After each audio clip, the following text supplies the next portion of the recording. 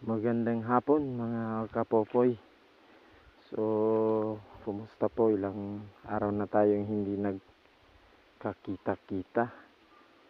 So, flex po natin tong ating pinagkabisihan ng ilang linggo. Ito po yung ating pagtatanim ng sili. Ayan. Mga bagong lipat po sila. At ito po, mainit yung panahon. Kaya, ayan. Hirap po tayo. Kada hapon po ay dinidiligan natin sila. Ito po yung ating mga tanim. Flex natin. Ayan.